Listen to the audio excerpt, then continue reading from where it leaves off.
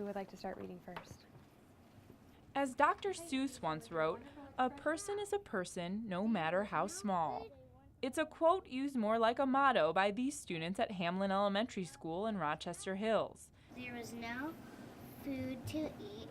Just last year, this group of third graders helped form Classrooms Helping Kids, a charity to help build orphanages for children overseas. I felt like this would be a good idea to help people who don't have homes. It was an idea first sparked by two passionate Oakland County teachers who traveled abroad and saw firsthand what children had to deal with in developing countries.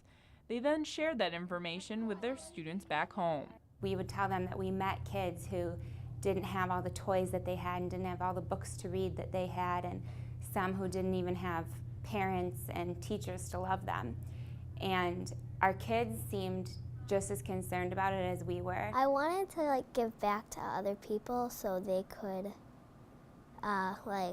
feel the way we feel. Impressed with the response, an idea was born. It was funny, Chandler said to me one day, "Hey, let's start orphanages." And we're both teachers, and the social studies curriculum talks about wants versus needs. And it was just such a perfect tie-in to what the students were already learning about, that they could apply to a real-world situation and help other kids.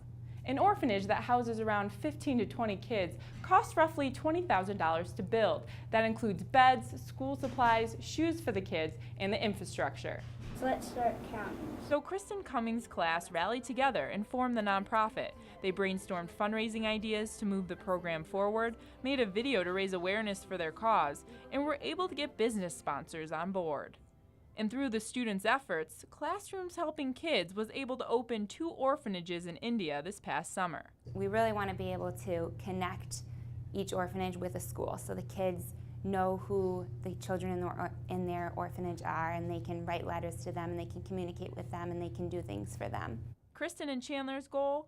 To help young students realize they have the ability to make a difference in the world. It really felt really good because I helped people. It's really important that students at a young age learn compassion and learn how to help others, because they're growing up to be the future leaders of our country. Future leaders who have big dreams.